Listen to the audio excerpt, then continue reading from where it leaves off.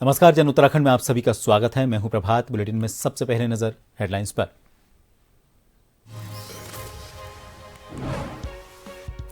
नगर निकाय चुनावों को लेकर दिग्गजों ने झोंकी ताकत। सीएम धामी ने सेलाकुई में भाजपा प्रत्याशी के पक्ष में की जनसभा। कांग्रेस और निर्दलीय भी मैदान में अपनी अपनी जीत का कर रहे दावा।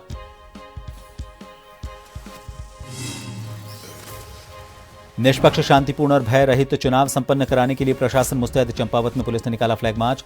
रामनगर में पंचायत स्थानीय चुनाव लय प्रभारी ने स्ट्रांग रूम और मतगणना स्थल का किया निरीक्षण।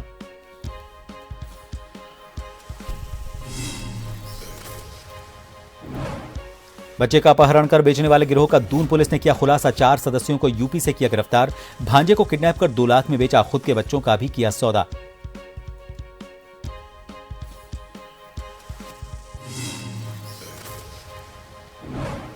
लक्सर में विद्युत विभाग की टीम के साथ मारपीट। बकायादारों के बिल काटने के लिए पहुंचे थे कर्मचारी। कोतवाली में दी तहरीर। कार्रवाई की मांग।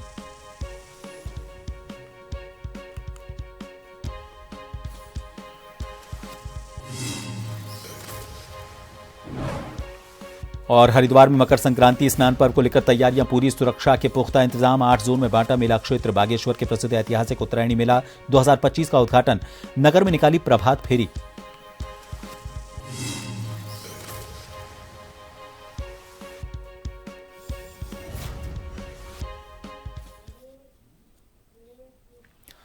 और सबसे पहले खबरें देवभूमि में निकाय के दंगल की।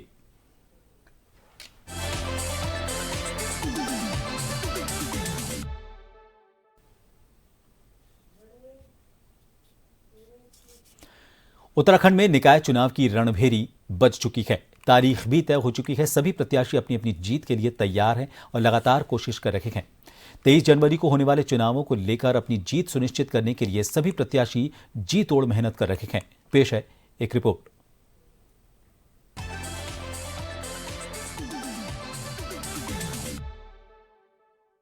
राजधानी देहरादून के वार्ड नंबर 75 लोहिया नगर में भी चुनाव का रंग चढ़ चुका है। जगह जगह पर राजनीतिक बैनर लगे पड़े हैं।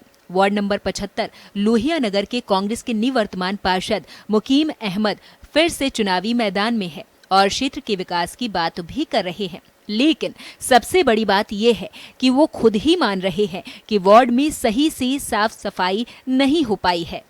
मैंने समस्याएं तो बहुत दूर की है। हमें सबसे ज्यादा जो प्रॉब्लम आई है वो हमारे पे जो है ना कर्मचारी कम रहे।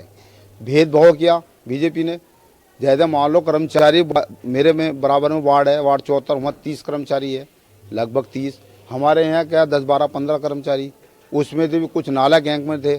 कुछ मेरे को कर्मचारी इस तरह के दे दिए जो बिल्कुल ना करते, काम नहीं कर पाया। तो कहीं ना कहीं सफाई व्यवस्था में मैं कम से कम कुछ ढूंढ रहा। सफाई व्यवस्था में मुझे प्रॉब्लम आई है। तो अगर जीत कर आएंगे तो आने वाले उसमें जो है ना हम नगर निगम से कर्मचारियों की मांग करेंगे, कर्मचारी बढ़ाया जाए। क्योंकि वहीं लोहिया नगर वार्ड नंबर 75 से भाजपा ने जसबीर सिंह को अपना प्रत्याशी बनाया है। जसबीर सिंह ने कांग्रेस प्रत्याशी पर आरोप लगाए और कहा कि उनके कार्यकाल में क्षेत्र का कोई भी विकास नहीं हो पाया है। साथ ही साथ सफाई पर भी उन्होंने सवाल खड़े किए हैं। बीजेपी प्रत्याशी ने कहा कि जनता उन्हें अगर अपना आशीर्वाद देती है तो वो क्षेत्र के हर समस्या को दूर करने का प्रयास जरूर करेंगे। क्षेत्र के विकास की तो ये बात है, आप अपने क्षेत्र में जाके इस क्षेत्र में जाके देख सकते हैं कितना विकास हो रखा है। अधिकतर जो भी काम कराए हमने, सरकार हमारी थी, हमने कराए। आप उसके घर के आसपास जाके देख सकते हैं क्या हालत है रोडों की और सफाई की। उसकी नालियाँ भी अभी तक चौक पड़ी हैं, नाले भी नहीं बने हैं। और सफाई की व्यवस्था तो ये मान लो उन्होंने नगर निगम पे उन पर केस चला। नगर निगम में जितने भी सफाई कर्मचारी थे उनके स्वच्छता समिति के एक भी कर्मचारी 5 सालों में, क्या 5 का 6 साल हो गए, इन 6 सालों में एक भी स्वच्छता समिति का कर्मचारी उन्होंने नहीं लगाया है। तो सफाई व्यवस्था कैसे हो पाएगी। जब हमने जनता से क्षेत्र के विकास की बात की तो कुछ लोगों ने पार्षद के काम को सराहा, तो वहीं कुछ लोगों ने पार्षद के काम पर सवाल भी उठाए। सबसे बड़ी बात ये रही कि लोगों ने साफ सफाई को लेकर पार्षद से नाराजगी जाहिर की है। कोई खास काम तो हुआ नहीं, क्योंकि पार्षद मतलब का नहीं था, काम कोई खास नहीं। साफ सफाई को लेकर के वो तो कहते हैं बहुत काम कर रखा है हमने। नहीं, साफ सफाई इनका जो मतलब पर्सनल जो एरिया है वही साफ सफाई हुई, बाकी कहीं नहीं। और जो कार्य हुए हैं हमारी भाजपा सरकार में, वो काम जो यहाँ पार्षद रह चुके हैं उन्होंने कोई कार्य ऐसा नहीं किया है जो यहाँ के लोगों को संतुष्टि मिली हो। वर्तमान पार्षद जो मुकीम अहमद हैं वो तो दिखते ही नहीं, टाइम ही नहीं है, काम क्या होगा। सफाई तो आम बात है, सफाई वहीं करते हैं जहाँ उनको चाहने वाले मिलते हैं। ये वार्ड 75 इतना बड़ा एरिया है, उन्हें घूमते सुबह शाम लग जाएगा। आपको खुद मीडिया वाले को पता है, आप चैनल बता दूँ, प्लस शिव मंदिर से लेकर बाईपास तक है हमारा एरिया, वहाँ तक ये कुछ घर तक सफाई करवाते हैं। जो कर्मचारी है उनके पैसे ले जाते हैं, करते हैं। वार्ड नंबर 75 लोहिया नगर में सबसे बड़ी बात ये रही कि पार्षद के घर के पास की नाली भी चौक मिली है। इससे पता चलता है कि साफ सफाई की जो शिकायत जनता ने की है वो वाजिब है। पार्षद के घर के पास की साफ सफाई को देखकर पता चलता है कि पार्षद ने अपने क्षेत्र में सफाई का कितना ध्यान रखा है। देखने वाली बात ये होगी कि आने वाली 23 तारीख को जनता किसको अपना आशीर्वाद प्रदान करती है। आज हमने वार्ड नंबर 75 लोहिया नगर का जायजा लिया तो एक तरफ यहाँ भी लोगों का मिला जुला जवाब मिला। एक तरफ कुछ लोगों का कहना है कि पार्षद ने विकास किया है, वहीं दूसरे तरफ बहुत सारे लोग ऐसे हैं जिनका कहना है कि पार्षद ने क्षेत्र में कोई भी विकास नहीं किया है। साथ ही साफ सफाई की व्यवस्था भी ठीक नहीं रही है। अब देखने वाली बात ये होगी कि जब 23 तारीख को चुनाव होगा तो जनता किनको अपना आशीर्वाद प्रदान करती है। अपने सहयोगी आकाश के साथ मैं शैलेंद्र कुमार पांडे, जन टीवी, देहरादून।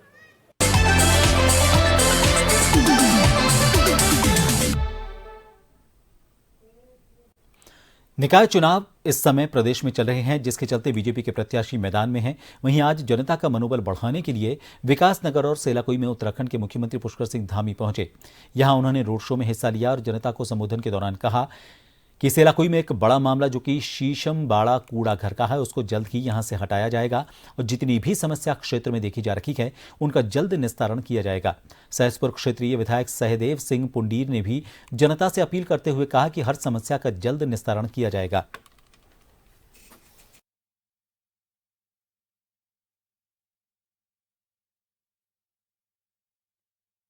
लगातार प्रयास कर रहे हैं और पंचिंग ग्राउंड जल्दी बनेगा। हम लोग उसके लिए प्रयासरत हैं। जल्दी अच्छी जगह मिलने पर जो है उसको शिफ्ट किया जाएगा, क्योंकि ये मैं जानता हूँ ये हमारे यहाँ की बड़ी समस्या है। हमारे विधायक जी भी लगातार प्रयास कर रहे हैं और लोग भी कर रहे हैं, हम भी कर रहे हैं। मिलते ही उस समस्या का समाधान होगा। और नगर पंचायत पहली बार बनी है, यहाँ ट्रिपल इंजन लगेगा तो बहुत सारे काम जो पिछले सालों में नहीं हो पाए वो सब काम होंगे। तेजी से विकास आगे बढ़ेगा, 3 गुना तेजी से आगे काम होगा। कहीं ये भी चुनावी जुमला तो नहीं है?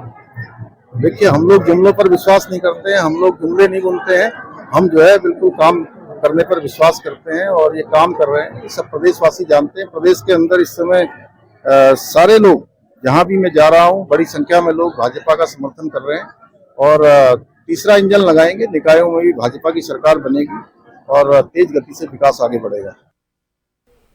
भारतीय जनता पार्टी के राष्ट्रीय सह कोषाध्यक्ष और राज्यसभा सदस्य नरेश बंसल ने पत्रकार वार्ता में बताया कि इस बार उत्तराखंड में होने वाले नगर निकाय चुनाव में भारतीय जनता पार्टी सभी सीटों पर अपना परचम लहराकर एक नया इतिहास रचेगी।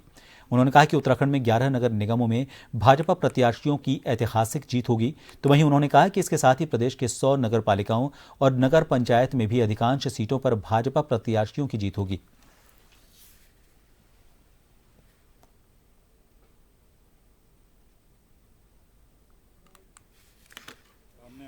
रामनगर का माहौल पूरी तरह भाजपा में है।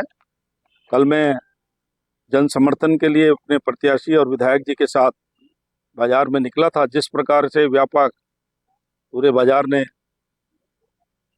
स्वागत किया, हमको अपना आशीर्वाद दिया, समर्थन दिया, उससे मैं कह सकता हूं कि रामनगर का बाजार 100% भारतीय जनता पार्टी की ओर है और चुनाव हम बड़े मार्जिन से रामनगर का जीतेंगे। अब की बार रामनगर में परिवर्तन होगा। भारतीय जनता पार्टी में भीतरघात की कोई संभावना नहीं होती। लोकतंत्र में सबको अधिकार है। कुछ लोग अपनी महत्वाकांक्षाओं पर नियंत्रण नहीं कर पाते और उसी डाल को काटने का प्रयास करते हैं जिस पर बैठे हैं। तो डाल तो एक ही डाल कटेगी, पेड़ पूरा का पूरा रहेगा, लेकिन नुकसान उसको होगा जो उसी डाल पर बैठा है और गिरेगा। इसलिए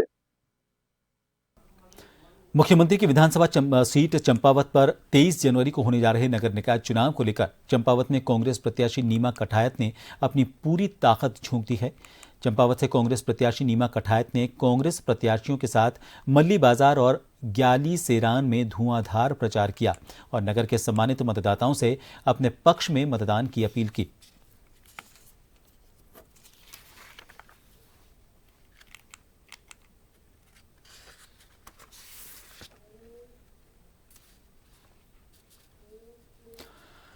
जिले के पंचास्थानीय चुनावालय प्रभारी अशोक कुमार पांडे ने स्ट्रांग रूम और मतगणना स्थल का निरीक्षण किया। उन्होंने सभी तैयारियों को 20 जनवरी तक पूरा करने को लेकर प्रशासन को निर्देश दिए हैं। इस दौरान महाविद्यालय में बने स्ट्रांग रूम और मतगणना स्थल का अशोक कुमार पांडे ने निरीक्षण किया। उनके साथ जिले के SP city, ADM Nainital, SDM Rahul Shah और तहसीलदार रामनगर कुलदीप पांडे भी और उनके साथ कई अधिकारी भी मौजूद रहे। इस दौरान उन्होंने कहा कि मतगणना को लेकर सभी तैयारियां पूरी कर ली गई हैं। जहां तैयारी नहीं हुई है वहां 20 जनवरी तक पूरी कर ली जाएगी।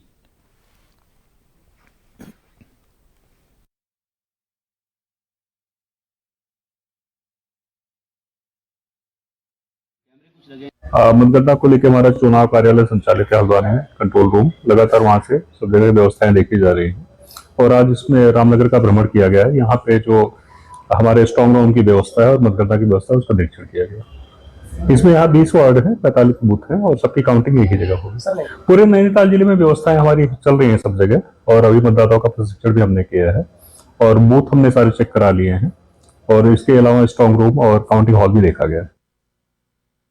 चंपावत में नगर निकाय स्थानीय सामान्य निर्वाचन 2024-25 को निष्पक्ष, शांतिपूर्वक और भय रहित संपन्न कराए जाने के लिए आज पुलिस ने चंपावत नगर में फ्लैग मार्च निकाला।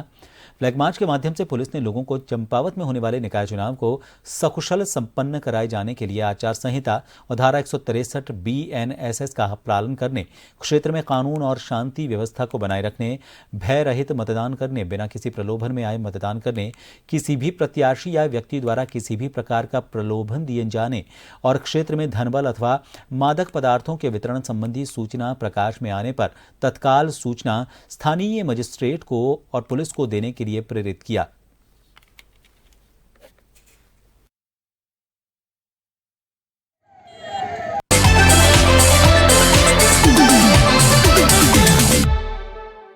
उत्तराखंड पुलिस को एक बड़ी कामयाबी हाथ लगी है। एक बच्चे को अपहरण कर उसको बेचने वाले गिरोह का पर्दाफाश किया गया है।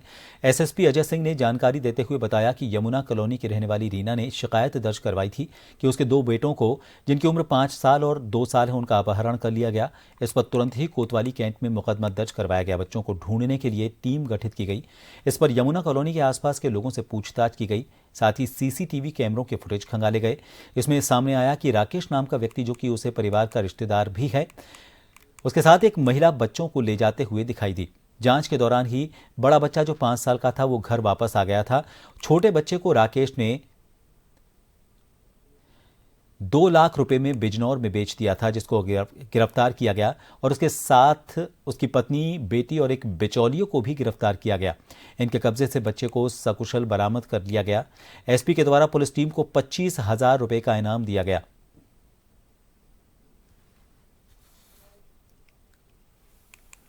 इसमें 2 तारीख को थाना कैंट पर श्रीमती रीना जी हैं, इनके द्वारा बताया गया था कि इनके 2 बच्चे हैं, एक 7 साल का और एक 2 साल का, और ये लापता चल रहे हैं। और इसकी सूचना के आधार पर, प्रार्थना पत्र के आधार पर एक अपहरण का मुकदमा लिखा गया था। लेकिन जांच के दौरान ही जो 7 साल का जो बच्चा था ये घर वापस आ गया था और इससे बाद में पता चला कि उनका एक जानने वाला रिश्तेदार है जो राकेश नाम का ही है, वो ही बच्चों को ले गया था। और एक उसमें सीसीटीवी फुटेज जब आसपास की चेक की गई तो जो अभियुक्त जो राकेश है, इसके साथ एक महिला भी दिखाई दी जो साथ में बच्चों को ले जा रही थी। चूँकि ये इनके परिवार से जुड़े हुए हैं और रिश्तेदार भी हैं, तो इसलिए बच्चे वो साथ में चले गए थे। इसकी समझ जानकारी के लिए जब टीम ने राकेश की तलाश इसमें शुरू करी तो उसके सभी नंबर वगैरह बंद आ रहे थे और एक सूचना के आधार पर कि ये अमरोहा में जो है कहीं पर हो सकते हैं, इसके आधार पर टीम को वहाँ भेजा गया था। तो अमरोहा में इसमें 2 लोग को इसमें जब होल्ड किया गया, वहाँ पकड़ा गया पूछताछ में, तो पता चला कि बच्चों को बिजनौर में 2 लाख रुपए में सेंटी करके एक लड़का है और उसके माध्यम से 2 लाख में एक परिवार को बेचा गया है। तो इस जानकारी के आधार पर टीम ने जो बच्चे को 2 साल का जो बच्चा है उसको बरामद किया और इसमें जो अभी तक जो 4 लोग की संलिप्तता आई थी, जिसमें राकेश, उसकी बेटी तानिया और की पत्नी है प्रियंका, इनकी अरेस्ट हुई थी। साथ ही साथ जो इसमें सेंटी नाम का लड़का है जो मध्यस्थ के रूप में वहाँ काम कर रहा था बिजनौर में, जिसने बच्चे को 2 लाख में बिकवाया था, उसकी भी गिरफ्तारी की गई है। एक इसमें राहुल नाम का भी लड़का प्रकाश में आया है जो इस पूरे गैंग के साथ जोड़कर ऐसे बच्चों के को बिचवाने में इसने मदद करी थी, उसकी तलाश की जा रही है। लक्सर में विद्युत विभाग की टीम के साथ मारपीट की गई। बसेड़ी गांव के चौराहे पर बकायेदारों के बिल काटने के लिए लक्सर विद्युत विभाग की टीम गई हुई थी। यहां कनेक्शन काटते समय लाइनमैन के साथ दबंगों ने मारपीट की। पीड़ित लाइनमैन ने कोतवाली में तहरीर देकर दबंगों के खिलाफ कार्रवाई की मांग की है।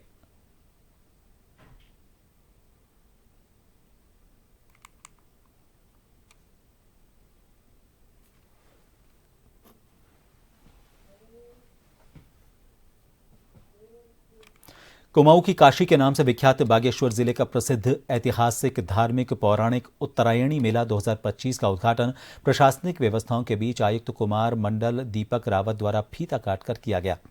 बाबा बागनाथ मंदिर के सरयू और गोमती तट पर ऐतिहासिक मेला कुली बेगार आंदोलन की याद में हर साल लगाया जाता है। उत्तरायणी मेला उद्घाटन से पूर्व स्थानीय स्कूली बच्चों और स्थानीय लोगों ने यहां पर पारंपरिक वेशभूषा में बागेश्वर नगर में प्रभात फेरी निकाली और झांकी निकालकर ऐतिहासिक मेले को सफल बनाने की कोशिश की।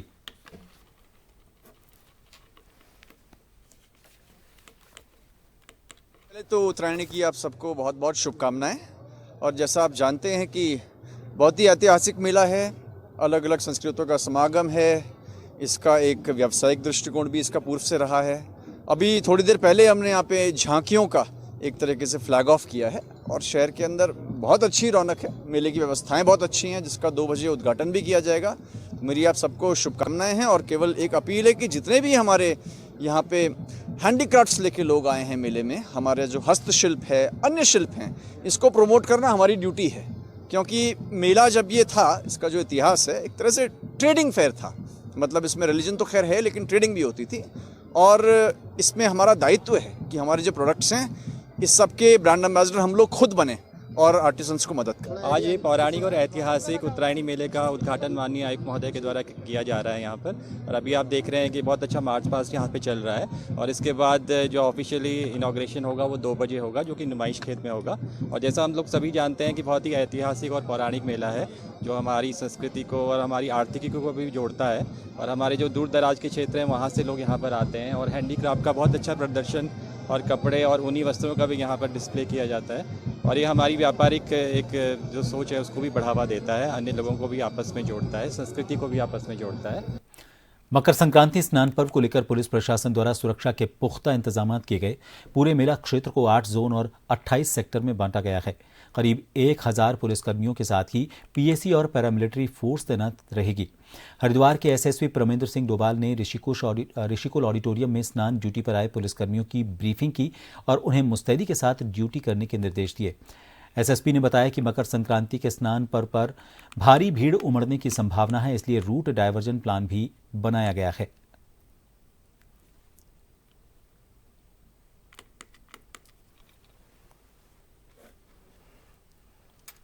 सेक्टर लेवल पे करीब 28 के आसपास सेक्टर हम लोगों ने बनाए हैं, जिसमें इंस्पेक्टर एंड अबव अधिकारी इसमें लगाए गए हैं।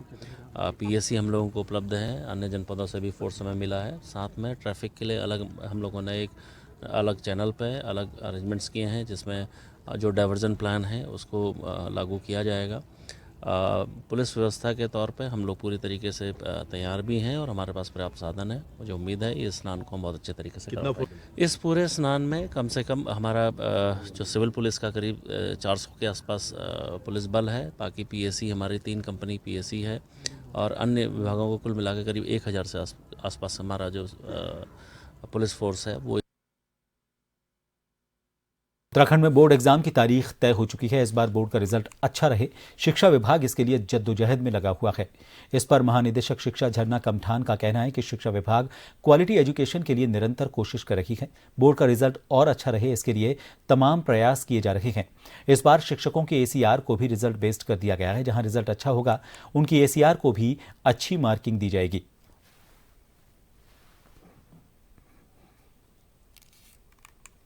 की डेट जैसा कि रामनगर बोर्ड है उन्होंने घोषित कर दी है और 21 फरवरी से लेकर 11 मार्च तक की डेट्स जो हैं फाइनल करी गई हैं। और इस बार ये प्रयास है बच्चों को कि अधिक से अधिक रिजल्ट अच्छा रहे और जो मेनली क्वालिटी एजुकेशन है उस पर फोकस किया गया है। हमने ये प्रयास भी किया है कि टीचर्स अधिक से अधिक उपलब्ध हों। टीचर्स का अपॉइंटमेंट किया गया है, बेसिक में हो जाएं या माध्यमिक में भी गेस्ट टीचर्स भेजे गए हैं स्कूल्स में।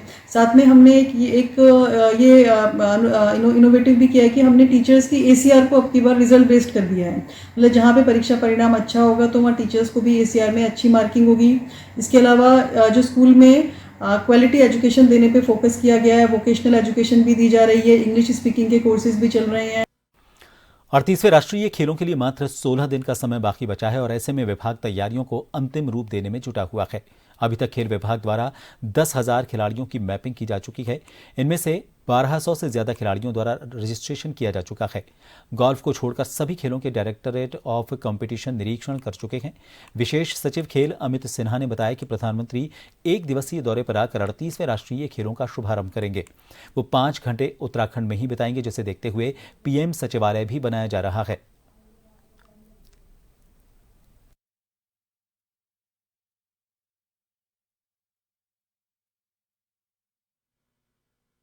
आज हम नेशनल गेम के 16वें दिन पे बैठे हैं और हमारी तैयारी पूरी हो चुकी है। लगभग 10,000 से ऊपर प्लेयर्स को मैपिंग कर लिया गया है जो आएंगे यहाँ पे। उनके रजिस्ट्रेशन का काम भी शुरू हो गया और लगभग 1200 लोगों ने रजिस्टर भी कर लिया अपने आप को। लगातार हमारी कंट्रोल रूम बैठ के उनको फ़ोन कर रही है ताकि उनकी व्यवस्थाएं, सुविधाएं, रहने खाने आने जाने सबकी व्यवस्था हो पाए। तो ये हमारी तैयारी पूरी हो चुकी है। अवस्थापना के सुविधाओं में लास्ट मोमेंट की डीप क्लीनिंग का काम चल रहा है। कैंप्स हमारे लग चुके हैं उत्तराखंड के। तो इस तरह से देखा है तो हम पूरे तरह से तैयार हैं अपने तमाम देशवासियों के लिए जो खिलाड़ी हैं यहाँ आए, इस स्थान का लुत्फ उठाए और खेल भी जाए। और चलते चलते एक बार फिर रुक करेंगे हेडलाइंस का।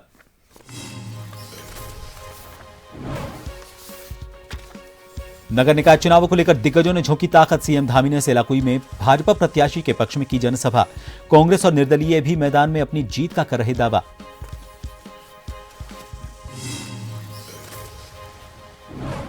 निष्पक्ष, शांतिपूर्वक और भय रहित चुनाव संपन्न कराने के लिए प्रशासन मुस्तैद। चंपावत में पुलिस ने निकाला फ्लैग मार्च। रामनगर में 50 स्थानीय चुनावालय प्रभारी ने स्ट्रांग रूम और मतगणना स्थल का किया निरीक्षण।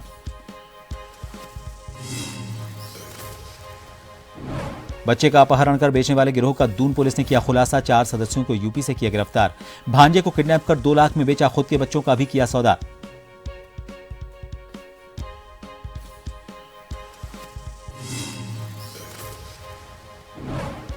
लक्सर में विद्युत विभाग की टीम के साथ मारपीट। बकायादारों के बिल काटने के लिए पहुंचे थे कर्मचारी। कोतवाली में दी तहरीर, कार्रवाई की मांग।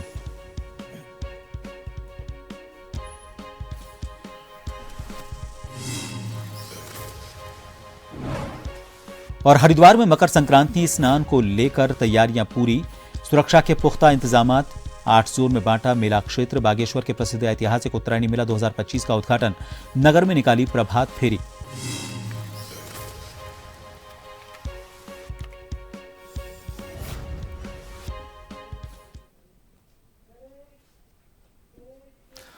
और फिलहाल के लिए इस बुलेटिन में मेरे साथ इतना ही। नमस्कार।